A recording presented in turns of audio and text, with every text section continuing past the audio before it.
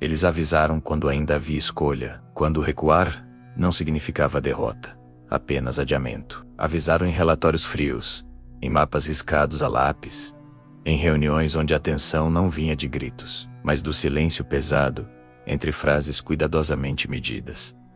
A palavra usada não tinha força dramática, não causava medo imediato. Armadilha, um termo antigo, quase banal, repetido tantas vezes na história da guerra, que parecia incapaz de surpreender homens acostumados a enviar outros para morrer. Ainda assim, era a palavra correta.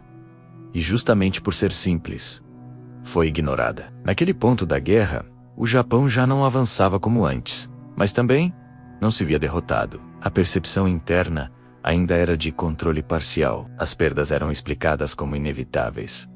Os recuos, como ajustes temporários. A máquina de guerra japonesa continuava se movendo com disciplina rígida, sustentada mais por doutrina e orgulho do que por recursos infinitos. Muitos ainda acreditavam que a audácia poderia compensar qualquer desvantagem material. Afinal, havia funcionado antes. E quando uma estratégia funciona uma vez, ela tende a ser repetida até que o custo se torne impossível de ignorar. O inimigo, porém, havia aprendido a esperar. Os americanos não buscavam mais responder a cada movimento.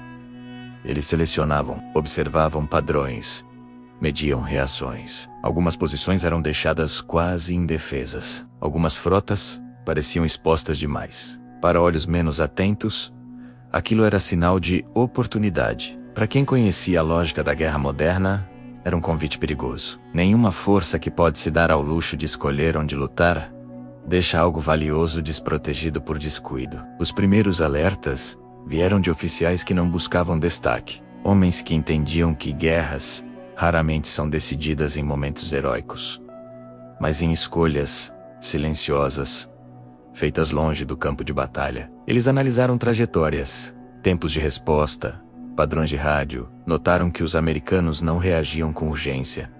Não havia pressa. Em guerra, a ausência de pressa quase sempre significa vantagem. Esses oficiais concluíram que avançar significaria lutar em terreno preparado pelo inimigo, sob condições que não poderiam ser controladas. Eles tentaram comunicar isso da única forma aceitável dentro da hierarquia. Usaram termos técnicos, evitaram linguagem emocional. Falaram em risco estratégico, em possibilidade elevada de perdas desproporcionais. Disseram que o inimigo possuía algo que o Japão não podia replicar: capacidade de absorver baixas e substituí-los rapidamente. Uma armadilha, nesse contexto, não precisava destruir tudo. Bastava sangrar lentamente, corroer forças, quebrar a iniciativa.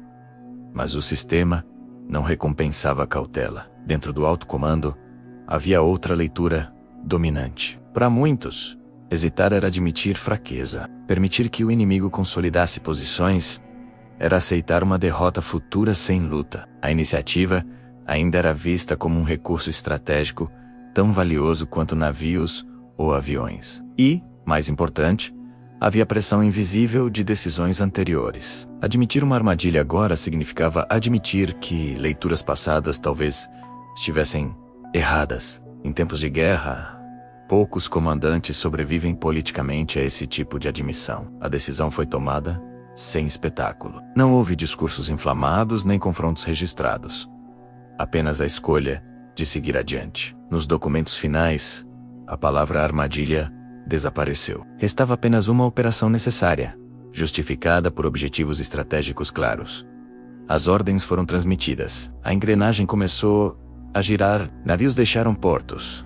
Aviões foram abastecidos. Para os homens na linha de frente, não havia dúvida. Eles acreditavam estar participando de mais uma ação decisiva. Os primeiros sinais reforçaram a confiança. Nenhuma resposta imediata do inimigo. Nenhum ataque em massa. O avanço parecia limpo. Relatórios iniciais falavam em progresso. Em guerra, a confirmação de expectativas otimistas é um anestésico poderoso. Cada minuto, sem oposição direta, reduzia o peso dos avisos anteriores. A armadilha, aos olhos da maioria, era apenas um erro de avaliação já esquecido. O que não era visto era o cenário mais amplo. Porta-aviões americanos haviam se posicionado fora do alcance visual. explorando distâncias e rotas cuidadosamente calculadas. Submarinos mantinham silêncio absoluto, movendo-se como peças invisíveis em um tabuleiro submerso. Pilotos aguardavam ordens com paciência quase mecânica. Tudo estava pronto. Não havia improviso. Cada elemento tinha função definida. A armadilha não dependia de sorte. Dependia de previsibilidade do inimigo. Quando o ataque começou, não houve aviso. Aviões surgiram no horizonte, informações precisas. Torpedos cortaram a água em trajetórias calculadas. Bombas atingiram alvos críticos, não para destruir imediatamente, mas para incapacitar. Sistemas de energia falharam. Comunicações foram interrompidas. Em minutos, navios japoneses perderam mobilidade e capacidade de coordenação. A confusão não vinha do caos, mas da clareza brutal de que tudo estava acontecendo rápido demais. A percepção mudou quase instantaneamente. O que parecia uma ofensiva controlada transformou-se em luta pela sobrevivência. Cada tentativa de manobra expunha novos flancos. Cada ordem emitida chegava tarde demais. O espaço de decisão encolhia. A armadilha não se fechava com um golpe único, mas com uma pressão constante, removendo opções, forçando escolhas impossíveis. Dentro dos navios atingidos, a guerra se tornava física. Corredores inclinados, fumaça espessa, calor sufocante. Homens tentando conter incêndios enquanto a água avançava. Feridos sendo carregados, sem saber se haveria tempo ou meios para salvá-los. O treinamento dizia para manter a calma. A realidade dizia que o tempo estava acabando. Do lado de fora, o mar permanecia indiferente, refletindo colunas de fumaça negra que subiam lentamente. As mensagens que chegaram ao alto comando foram curtas e diretas. Um navio gravemente danificado, outro perdido. Depois, a confirmação do que já era impossível negar. O silêncio que se seguiu não foi de choque, mas de reconhecimento. A armadilha não era mais teoria, era fato. E o peso maior não vinha da derrota em si, mas da consciência de que ela havia sido anunciada. A partir daquele ponto, qualquer tentativa de reverter a situação exigia sacrifícios adicionais. Unidades eram usadas como distração para permitir que outras escapassem. Decisões tomadas em minutos custavam centenas de vidas. Não havia mais espaço para estratégia elegante ou planejamento de longo prazo. Restava apenas limitar o desastre. A guerra, naquele momento, cobrava seu preço sem oferecer qualquer ilusão de vitória. Quando a operação terminou, o saldo era inegável. Navios afundados, outros inutilizados. Homens mortos ou desaparecidos. Não havia narrativa capaz de transformar aquilo em sucesso estratégico. O Japão não havia apenas perdido uma batalha. Havia perdido algo mais difícil de recuperar. A crença de que ainda controlava o ritmo da guerra. Nos meses seguintes, aquela decisão ecoaria silenciosamente em cada novo plano. Sempre que alguém sugeria avançar rápido demais, a lembrança daquele dia surgia como sombra. A iniciativa japonesa nunca mais seria a mesma. Cada movimento passou a ser feito com cautela crescente. Não por prudência estratégica apenas, mas pelo medo de repetir o erro. Eles avisaram que era uma armadilha.